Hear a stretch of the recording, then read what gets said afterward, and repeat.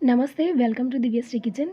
మనము రెగ్యులర్‌గా టిఫిన్స్ చేస్తూ ఉంటాం గదండీ! పిల్లలకి ఎక్కువగా నచ్చేది ఇడ్లీలు, దోసలు, రొటీన్‌గా ఉప్మాలు అంటే వాళ్ళు కొంచెం తినడానికి ఇష్టపడరు. కానీ ఇట్లా చేశారనుకోండి ఇంట్రెస్ట్‌గా తింటారు. అండ్ కొంచెం కొత్తగా ఉంటుంది గాబట్టి వాళ్ళు తినడానికి ఎక్కువ మొగ్గు చూపిస్తూ ఉంటారనమాట.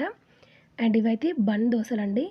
టేస్ట్ వైస్‌గా మాత్రం చాలా బావుంటది. మీరు బయట నుంచి ప్రత్యేకంగా కొనుక్కొచ్చే పని లేకుండా అన్నీ ఇంట్లో ఉండే వాటితోటే చేసుకోవచ్చనమాట.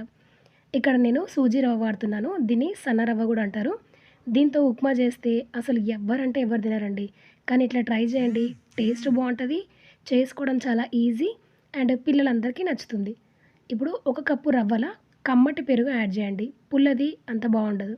దాంతో పాటు ఖచ్చితంగా ఇక్కడ వెల్లుల్లి యాడ్ చేయాలండి. వెల్లుల్లి వేస్తే ఒక టేస్ట్ ఉంటుంది. వేయకపోతే ఒక టేస్ట్ ఉంటుంది. కానీ వేసి చూడండి టేస్ట్ చాలా బావుంటది. కొంచెం అంటే కొంచెం వాటర్ యాడ్ చేసి మూత పెట్టి పక్కన పెట్టుకోవాలి. ఇది దోస పిండి బ్యాటర్ లాగానో, లేదంటే గుంత పొంగనాల బ్యాటర్ లాగానే ఉండదండి. కొంచెం థిక్ కన్సిస్టెన్సీ ఉంటది కాబట్టి కొంచెం వాటర్ ఏసి మూత పెట్టి పక్కన పెట్టుకోవాలి. తర్వాత ఆయిల్ హీట్ చేసుకొని జీలకర్ర ఆవాలు, పచ్చిమిర్చి, ఉల్లిపాయ, కరివేపాకు సన్నగా తరిగేసి ఇందులో వేసి ఫ్రై చేసుకోవాలి. మీకు నచ్చితే చిటికెడు ఉప్పు, దాంతో పాటు అల్లం గూడా వేసుకోవచ్చు. అయితే ఇక్కడ ఏంటి అంటే అల్లం వేసుకుంటే మీరు రవ్వలో వెల్లుల్లి స్కిప్ చేసేయండి.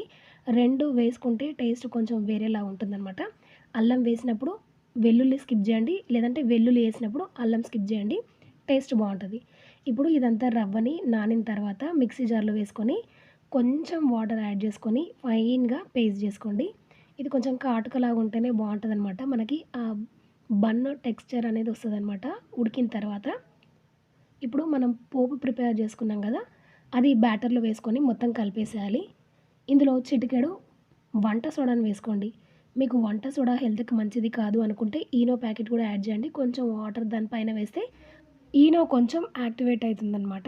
అప్పుడు కలిపేసి ఇలాంటి చిన్న ప్యాన్ తీసుకొని అందులో కొంచెం నూనె వేసుకొని ఒక్కొక్క గరిటెడు వేసుకొని మూత పెట్టి లో ఫ్లేమ్‌లో కుక్ చేసుకోవాలండి. లేదంటే మధ్యలో పచ్చిగా ఉండిపోతుంది.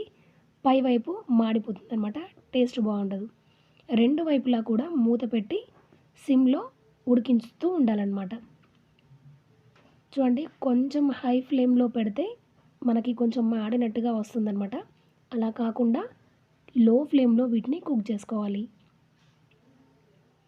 అండ్ ఒక్కసారి ఇట్లా పిల్లలకి చేసి పెట్టి ఇవ్వండి. వాళ్ళు చట్నీతో పని లేకుండా ఈజీగా 1, 2 అలా తింటూనే ఉంటారనమాట. అంత టేస్టీగా ఉంటాయి. అండ్ మీరు 1, 2 తినగానే టమ్మీ ఫుల్ అయిపోతుందనమాట.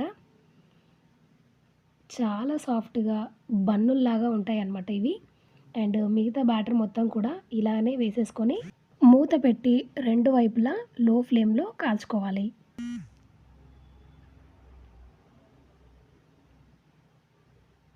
ఎవరైనా ఇంటికొచ్చినప్పుడు ఒకసారి ఇట్లా ట్రై చేయండి. కొంచెం కొత్తగా, టేస్టీగా, వెరైటీగా ఉంటుందనమాట. అండ్ మస్ట్ అండ్ షుడ్‌గా ఒకసారి ట్రై చేసి చూడండి. ట్రై చేసి ఎలా వచ్చిందో కామెంట్ చేయండి. చూసారా ఎంత సాఫ్ట్‌గా ఉన్నాయో? వీటిని నొక్కుతూ ఉన్నప్పుడు బన్నుల్లాగా కిందకి బౌన్స్ అయినట్టుగా అనిపిస్తుంది చూడండి. అండ్ వీటిని నేను కట్ చేసి చూపిస్తున్నాను. లోపలి వరకు కూడాను సాఫ్ట్‌గా కుక్ అయింది. మనకి లోపటి వరకు ఉడకకపోతే పచ్చి పచ్చిగా, పిండి పిండిలా ఉంటుందనమాట. అలా లేకుండా చాలా అంటే చాలా పర్ఫెక్ట్‌గా ఇవి ఉడికాయన్నమాట. చూడండి మీకెక్కడా కూడా పిండి పిండిలాగా కనిపించనే కనిపించదు. ఇడ్లీ ఎట్లా స్టీమ్ అయితే పువ్వుల్లాగా ఉంటుందో అలాగా పర్ఫెక్ట్‌గా కుక్ అవుతాయన్నమాట. అండ్ ట్రై చేయండి. ఎలా వచ్చిందో కామెంట్ చేయండి. నచ్చితే షేర్ చేయండి. సబ్స్క్రైబ్ అవ్వండి. Thanks for watching. జై శ్రీరామ్.